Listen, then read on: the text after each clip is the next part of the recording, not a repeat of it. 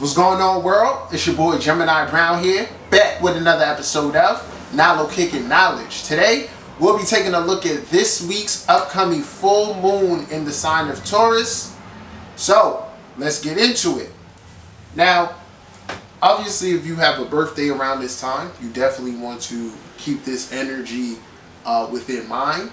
It is a full moon, and full moons are a time of fulfillment. Things coming to fruition, realization, epiphanies, okay? And it also represents differences between our wants and our needs. It makes us take a look at two opposing things within our lives. And with this being here in the axis of Scorpio and Taurus, it really has to deal with attachment and detachment, and how the detachment of what one was attached to leads to the transformation of the soul, a deeper understanding or connection to a particular realm of life. So with Mercury being retrograde at this time, I believe it adds even more significance to it.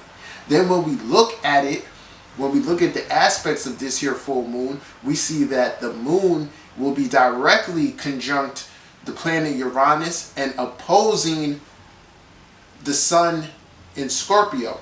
Now, anytime the moon transits Taurus these days is really significant, because it is during these times where we were allowed a peek into our higher potential, or we gain more and more clarity each transit of the moon of Taurus of how we need to change within our life, and what these changes need to do with. So regardless of what house is occurring for you, this full moon is really going to be about evaluating your relationship towards your personal values, your relationship with money, and how that coincides with others' money. Okay, so for anybody in a relationship or business partnership, this is a very significant time, because it's allowing you to really see how you feel about a particular endeavor that you're involved in, and how detaching or looking at it or valuing a particular aspect of it can trigger a bigger transformation in how you relate towards that thing. Okay, so evaluating our relationship towards our the things that we value within our life. On the other hand, with the moon being conjunct Uranus, is really forcing you to change the things that you've been fixed about for quite some time, whether that be a particular belief, whether it be an actual habit. And ultimately this plays into the bigger theme of Mercury retrograde, which is bringing us back to a point of balance, which enables us to grasp more power within our own selves. So wherever the sun is here is urging you to get a hold of your power, and whatever you release on the Taurus side is going to allow you to strengthen that Scorpio side. Okay, so I'm gonna go around briefly and just say some things of how I think this full moon will play out in each axis. But I do want to offer a ritual, and it'll vary. I'm very big on your own creativity within your own rituals, because that's what really makes it symbolic towards you. And the intent and symbology that you put into your rituals is really part of what carries it out. Okay, so with this being a time of release, and then this being Scorpio energy being involved, there's a great time to rid ourselves of things that are no longer serving us. So this can be done in a multitude of ways. It can be done in the sense of writing out the things that you wish to rid yourself of, and disposing of that particular thing in whatever way you see fit. You can throw it into a body of water. You can light it on fire. You can bury it. You can say it out loud, incorporating whichever element you want to, okay? But the point is that you want to bring these things to the forefront of what you want to release, and then you want to ritualize it in some type of way and letting go of that, okay? And then at this time, affirming these things consistently to ourselves after the ritual, I'm talking about days and weeks after, will continue to aid within, that process, okay? Another thing that you can do here in terms of a ritual and trying to harness energy, right? Because it is a full moon in Taurus, it's great for your finances, doing some type of ritual, whether it be a honey jar, whether it be some type of sigil, where you make your intent about not just acquiring money, but creating a flow of money, or a particular way of relating towards money, wealth, finances, and all those things, okay? Like I said, it's various ways you can do this. I've suggested, doing it in the honey jar form, doing regular old candle, if you work with your ancestors, offering on that side. But a great time to draw in money and change the outlook or our financial relationship with wealth and things like that, okay? So a couple things that you can do for sure.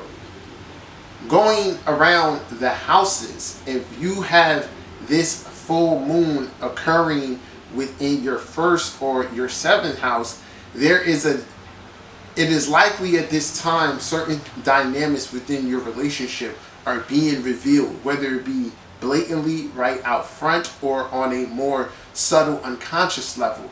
But chances are there are changes that need to occur within your own relationship, and this is happening more in your seventh house. It will likely be some way that you need to change how you relate to others. If this is happening in your first house, it's more so about grabbing hold of more power.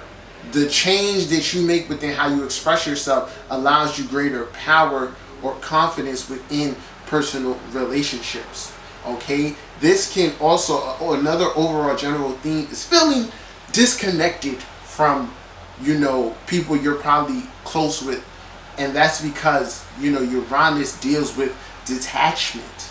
And right now, with these planets in opposition and then all the other retrogrades present, people are doing inner work, and they may not be as present in normal ways, because they're trying to cultivate new ways of expressing and relating, okay? So try not to overthink anything with your partner or close ones if they've been distant. More so trying to understand what they may be going through. If anything is occurring, like I said, for some, things will be revealed regardless.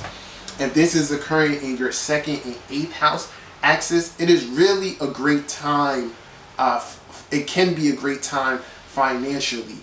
Investments that you've made in the past can suddenly pay off. You can suddenly be presented with an offer to invest, which requires taking a risk, which requires coming out of a comfort zone or a particular way of relating, right? Or you might through a sudden expense or a sudden happening, you may have a deeper realization about your financial situation. But like I said, it's a great time for working with manifesting a better financial situation.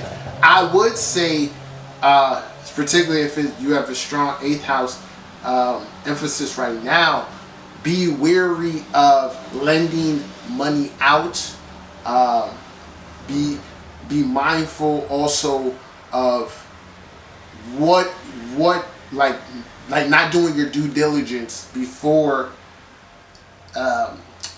making a transaction. So with Mercury retrograde, we may think we read something correctly, but we didn't really read it. So take your time and kind of just find that balance between taking a risk but also being calculated at the same time. All right. If this happened in your third and your ninth house axis, should be stemming from last week. You could be encountering a lot of downloads. Okay, you could be experiencing a lot of downloads or deeper insights regarding certain philosophies that you've had regarding your thinking. This also plays into the fact that Mercury is square Saturn. There's a need to overcome negative thinking. There's a need to really train the mind to focus on a particular endeavor. So this energy really is asking you to reevaluate all the themes of this retrograde in Scorpio energy. Where do you give your power away? How does your power or your structure dwindle? What makes it that way? Okay, and then overall, just adopting a new philosophy, seeing something from a different perspective, a higher perspective. So pay attention to those downloads for sure. This happened in your fourth and your 10th house. It's very similar to the first and the seventh. It can be some type of the vibe, whether it be within your home, whether it be with loved ones, at work. Something feels different lately, okay? And there, intuitively, you'll understand why that's been. Things can reveal itself. Opportunities to make either end, the 4th or the 10th, better will present themselves, but will require some type of risk, okay? But being able to see the opportunity right now or see the solution within the problem will be key, right? So just for you people, you really want to be focused with how you feel, okay, and why you feel this way, and kind of uncover that thing. But things ultimately reveal themselves and play out favorably. So you could be feeling like you want to make some big changes. Whether or not you should will reveal itself coming up, okay?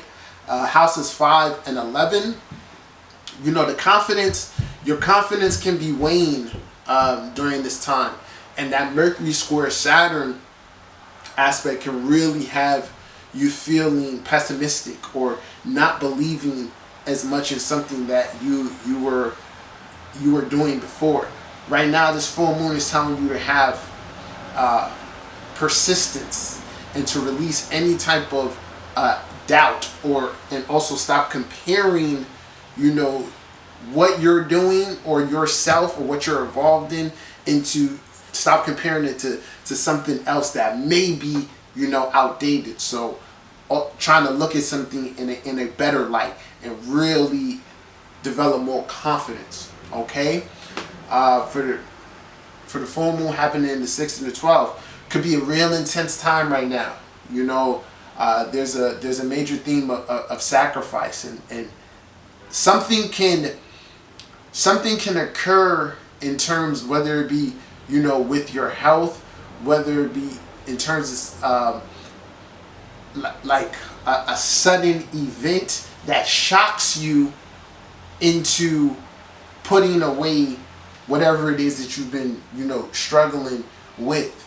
On the flip side, if you're that person that is during this Mercury cycle coming back into alignment or balance, you can really start to put 2 and 2 together about how to have a more consistent everyday practice regarding your spirituality, okay? So pay attention to what is currently working and release what no longer is. And if you've already left that thing alone, you're going to get further realization of how it's been holding you back, and ultimately you should be more motivated towards going away from that thing. So big chances for liberation, regarding the 6th and the 12th. And obviously, rituals would definitely have a lot more power. So this is my interpretation of this week's full moon. I hope you guys enjoy. You know, happy Halloween, one of my favorites. Feel free to chime in. Let me know what's going on in your world. If you haven't subscribed to my channel, you can do so now. If you need a reading, holla at me. Till next time, peace.